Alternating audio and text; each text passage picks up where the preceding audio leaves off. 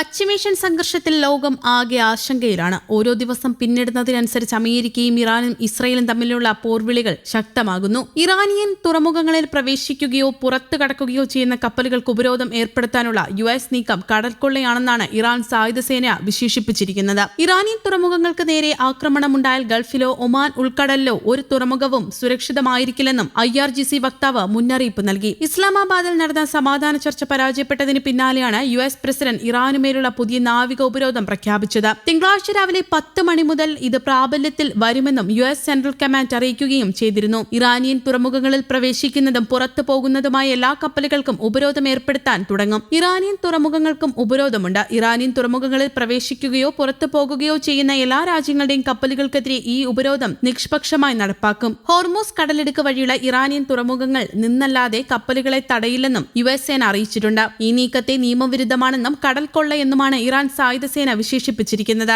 Hormuz കടലെടുക്ക ഉപരോധിക്കാനുള്ള US ഭീഷണി മറികടക്കാൻ Iran സ്ഥിരം സംവിധാനം നടപ്പിലാക്കുമെന്നും IRGC വക്താവ് അറിയിച്ചു. അതേസമയം പശ്ചിമേഷ്യയിൽ തുടരുന്ന യുദ്ധഭീതിയിൽ ഇറാൻ US രാജ്യങ്ങൾക്കിടയിൽ വെടിനിർത്തൽ ചർച്ചകൾക്ക് മധ്യസ്ഥത വഹിക്കാൻ തയ്യാറെന്ന് റഷ്യൻ പ്രസിഡന്റ് വ്ളാഡിമിർ പുടിൻ അറിയിച്ചു. ഇസ്ലാമാബാദിൽ വെച്ച് നടന്ന ചർച്ച പരാജയപ്പെട്ടതിന് പിന്നാലെ ഇറാൻ പ്രസിഡന്റ് മസൂദ് പെസഷ്കിയാനെ ഫോണിൽ വിളിച്ചാണ് പുടിൻ ഇക്കാര്യം അറിയിച്ചത്. പാകിസ്ഥാന്റെ നേതൃത്വത്തിൽ നടന്ന ചർച്ചയിൽ കരാറിലെത്താനാകാതെ ഇരു രാജ്യങ്ങളുടെയും പ്രതിനിധികൾ പിരിയുകയായിരുന്നു. പശ്ചിമേഷ്യൻ യുദ്ധം അതിരൂക്ഷമായ ഘട്ടങ്ങളിലൂടെയാണ് കടന്നുപോകുന്നത്. യുദ്ധത്തിന് രാഷ്ട്രീയവും നയതന്ത്രപരവുമായ പരിഹാരം കാണാനും പശ്ചിമേഷ്യയിൽ നീതിയുക്തവും ശാശ്വതവുമായ സമാധാനം കൊണ്ടുവരാനുമുള്ള ശ്രമങ്ങളിൽ മധ്യസ്ഥത വഹിക്കാൻ പുടിൻ തയ്യാറാണ്. ഇറാൻ പ്രസിഡന്റുമായുള്ള പുടിന്റെ ഫോൺ സംഭാഷണത്തെക്കുറിച്ച് ക്രെംലിൻ പ്രസ്താവിച്ചു. പശ്ചിമേഷ്യൻ മേഖലകളിൽ സുരക്ഷയും സുസ്ഥിരതയും ഉറപ്പുവരുത്താനുള്ള സാധ്യതകളും ഇരു രാജ്യങ്ങളുടെയും പ്രസിഡന്റുമാർ ചർച്ച ചെയ്തതായാണ് വിവരം. തങ്ങളുടെ രാഷ്ട്രങ്ങൾ തമ്മിലുള്ള ബന്ധം ശക്തമായ രീതിയിൽ നിലനിർത്തുന്നതിലൂടെ വികസനവും പുരോഗതിയും കൈവരിക്കാനാകുമെന്നാണ് വിലയിരുത്തൽ. ഇസ്രയേലുമായി ചേർന്ന US ഇറാനിൽ നടത്തിയ ആക്രമണത്തിന് പിന്നാലെയുണ്ടായ യുദ്ധം അതിരൂക്ഷമായ ഘട്ടത്തിലേക്ക് കടന്നതോടെ വെടിനിർത്തലിനായി പാകിസ്ഥാന്റെ നേതൃത്വത്തിൽ ഇസ്ലാമാബാദിൽ നടന്ന ചർച്ച പരാജയപ്പെട്ടിരുന്നു.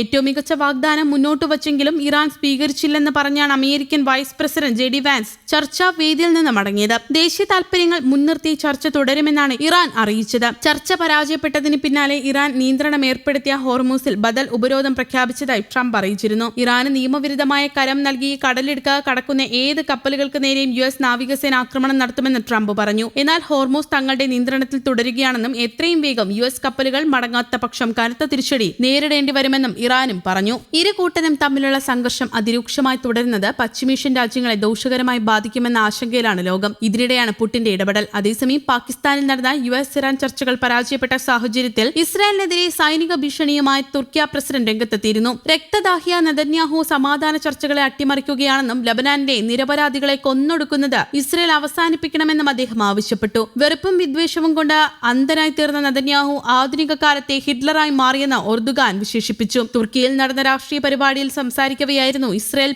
നടപടിയെ രൂക്ഷമായി അദ്ദേഹം വിമർശിച്ചത്. ഇസ്രയേലിൽ സൈനികമായി ഇടപെടാൻ തുർക്കി മടിക്കില്ലെന്ന ശക്തമായ മുന്നറിയിപ്പാണ് പ്രസിഡന്റ് നൽകിയത്. ഇസ്രയേലിനെ നിലക്കി നിർത്താൻ തുർക്കിക്ക് സാധിക്കുമെന്നും എർദോഗാൻ വ്യക്തമാക്കി. പാകിസ്ഥാൻ മധ്യസ്ഥത വഹിച്ചില്ലായിരുന്നുവെങ്കിൽ ഇസ്രയേലിനെ നിലക്കി നിർത്തിയേനെ എന്നും എർദോഗാൻ വ്യക്തമാക്കി. നേരത്തെ നമ്മൾ ലിബിയയിൽ പ്രവേശിച്ചു, കരാബാക്കിലും നമ്മൾ അത് ചെയ്തു. അതുപോലെ ഇസ്രയേലിലും നമുക്ക് കടന്നു ചെല്ലാം. അത് ചെയ്യാതിരിക്കാൻ ഒരു കാരണവുമില്ല. ഇത്തരം ഒരു നീക്കത്തിന് രാജ്യത്തിന്റെ കരുത്തും ഐക്യവും അനിവാര്യമാണെന്നും അദ്ദേഹം കൂട്ടിച്ചേർത്തു. സമാധാന കരാറുകൾ അട്ടിമറിക്കുന്ന ഇസ്രയേലിന്റെ നയങ്ങൾക്കെതിരെ അന്താരാഷ്ട്ര സമൂഹം ജാഗ്രത പാലിക്കണമെന്നും തുർക്കി ആവശ്യപ്പെട്ടു. News desk Kerala Kaumudi.